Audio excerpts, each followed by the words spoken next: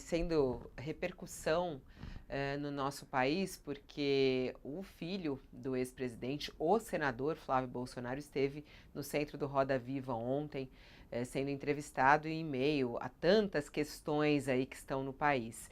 E aí a repercussão dessa entrevista chama a atenção da repercussão por parte dos apoiadores de Bolsonaro, né? Estão chamando Flávio de Bolsonaro de frouxonário, frouxonário. É como alguns estão chamando ele nas redes sociais. Por quê? Porque na entrevista dele de ontem, ele disse que não é a favor do impeachment de Alexandre de Moraes.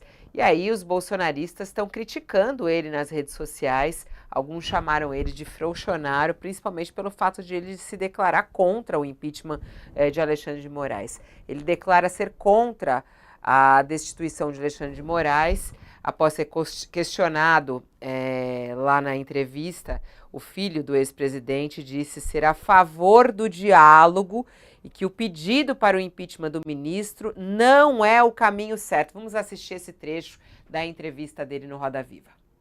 Eu vou buscar sempre o diálogo. Não acho que o caminho de fazer impeachment de ministro é o que vai resolver o problema do Brasil. Eu sempre acreditei, e eu continuo acreditando, Rosiane, numa autorregulação do próprio Supremo. E eu acho que essa é uma excelente oportunidade para que o Supremo tente retomar as rédeas da Corte, parar de ser toda hora sugada para dentro de uma discussão que não é institucional, relativa apenas a um ministro, para que as coisas voltem à normalidade. Só vão voltar à normalidade quando esses inquéritos todos forem arquivados. Aí ele pede o arquivamento dos inquéritos, mas diz que não é a favor.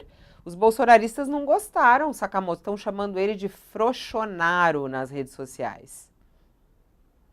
Fabiola, o Bolsonaro, isso é muito louco, né? Quando você está nesse ponto, quando o Flávio Bolsonaro é a voz, é a voz mais racional nessa discussão, quando o senador é a voz racional da discussão dentro do bolsonarismo, você vê onde é que está uma parte significativa do bolsoverso, o universo paralelo em que vive, né, o bolsonarismo radical. Né? A entrevista do senador Flávio Bolsonaro foi uma entrevista que falou muita bobagem, falou e desconversou de outros tantos, sabe? Ele acabou entrando em sinucas de bico por conta de coisas absurdas que ele falou. Ele teve uma hora que ele falou: olha, se o Trump ganha, ele pode tentar impor sanções ao Brasil por conta do STF, das decisões ditatoriais, que nem impôs a Venezuela. A Vera Magalhães e o Fábio Zanini, meus colegas da Cultura e da Folha, falaram assim: opa, senador, você está a favor, na verdade, que o Brasil sofra sanções? O senhor concorda com isso? Aí ele: não, veja bem, eu estou falando hipoteticamente, vírgula, lá nas redes bolsonaristas, essa história, o pau come sobre essa história há um tempão. É uma das teorias da conspiração. Eles falam: se o Trump for eleito, vai fazer bloqueios ao Brasil, restrições, embargos comerciais, para que o Bolsonaro, para que o Alexandre de Moraes caia e o Bolsonaro se torne elegível de novo, que é uma coisa que não, sabe, é absurda, num nível que não vai. Imagina, nunca os empresários brasileiros e norte-americanos topariam isso, ou os políticos de ambos os países, é um absurdo completo. Mas isso aí corre loucamente. O próprio Flávio Bolsonaro trouxe isso à tona. E aí, quando foi criticado por pessoas racionais na bancada, por jornalistas, ele mesmo dá aquela refugada, fala: não, pera lá, mano, não defendo isso. E isso também, na hora que ele falou: não, eu tô falando hipoteticamente, as redes bolsonaristas caíram matando nele também, por conta disso. Esse não é a questão do Alexandre de Moraes, do impeachment, não é a única coisa. Teve várias declarações do Flávio Bolsonaro que, repito, foi super bolsonarista na entrevista, só não foi um bolsonarista raiz o tempo inteiro, mas defendeu os pontos, disse que não houve golpe, todas essas coisas, que os militares estavam mentindo, que o Mauro Cid falou sobre tortura, todas essas coisas doidas, mas em alguns momentos ele foi criticado, porque o bolsonarismo, ele é totalitário, ele tem um pensamento totalitário, inclusive com a família Bolsonaro. Se qualquer um foge daquela interpretação corrente dentro do bolsonarismo, você tem o quê? Você tem o próprio bolsonarismo criticando eles. né? E quando a gente fala que o bolsonarismo é maior do que o Bolsonaro, não é um elogio ao Bolsonaro, é um fator de preocupação, porque isso realmente é maior. Né? Então, o que acontece? Quando o Flávio Bolsonaro fala isso, ele não está falando isso porque é um democrata sobre o impeachment. Ele está falando isso que ele sabe, se ele começar a propor impeachment do Alexandre de Moraes, vai sobrar para ele, inclusive. Né? Ele vai ser tipo, porque dentro tem os processos abertos, tem os inquéritos abertos, tem tudo mais. Se ele começa a falar isso, ele está fazendo coro para aquele grupo de pessoas doidas que estava invadindo o STF, estava invadindo o Planalto e o Congresso, né? Entra no meio. E o Flávio, ao contrário o Carlos é o estrategista de comunicação digital, o Eduardo é a ponte do bolsonarismo com a extrema-direita internacional, né? O Flávio, ele é o político, ele é o senador. Ele seria, na entrevista, inclusive, perguntam, né? Acho que foi a Rosiane Kennedy, não me lembro quem foi, me desculpe se eu errei o nome do colega, mas da colega, perguntou sobre a sucessão. Por que que não é o Flávio o sucessor natural do Bolsonaro? Porque o Flávio foi abatido por conta das denúncias das rachadinhas no meio do caminho, do enriquecimento ilícito. Senão seria ele. Então, o que acontece? Mesmo assim, mesmo sendo o número 01, mesmo sendo o filho senador, aquilo que articula lá dentro, que tem contatos, tudo, mesmo assim, ele vai ser criticado. Teve três coisas, Fabiola, só para terminar, que ele foi criticado pelas redes bolsonaristas, pelo que eu vi agora de manhã. Primeiro é isso que você falou, com relação à questão do impeachment do Moraes. Falar, Bolsonaro, refugado. Segundo, é aquela coisa de não ter apoiado que Trump ganhasse para haver toda uma pressão no Brasil econômica para botar o Bolsonaro de novo elegível. E a terceira coisa, né, pela qual ele também foi criticado, que agora me fugiu a cabeça, na verdade, estava listando, né? Mas enfim, peço desculpa para o pessoal que está nos acompanhando. Eu acabei me empolgando e listando e acabei esquecendo. Se eu lembrar, eu falo depois. Mas o que acontece? Você tem esses pontos que foram colocados. O Queiroz e as milícias. Ele, em determinado momento, colocado contra a parede, por conta da proximidade do Queiroz, do Adriano da Nóbrega, da família, do ex-mulher e da mãe do Adriano da Nóbrega, no gabinete dele, que elas trabalhavam lá. A Adriano da Nóbrega, que foi condecorado por Flávio Bolsonaro, que era miliciano, que foi morto numa ação ainda muito esquisita de queima de arquivo, provavelmente na Bahia. O que acontece? O Flávio Bolsonaro, ele perguntado se ele apoia ou não a milícia, ele falou, apoiava no começo, mas hoje eu não apoio, eu sou contra a milícia. Gente, vocês não viram a rede social bolsonarista. Teve muita gente ligado que defende essa deturpação teratogênica da segurança pública, batendo também no Flávio, esse grupo de segurança pública batendo no Flávio, chamando, dizendo que ele teria que defender os policiais melhor. Então, Fabiola, fica a dica, sabe? Tipo, quando nem o próprio Flávio Bolsonaro é suficiente, né, para o bolsonarismo, né, a coisa não tá bonita, não. E você, ô Josias, como é que você analisa essa entrevista do Flávio Bolsonaro ontem e a reação dos bolsonaristas, chamando ele de frouxonaro?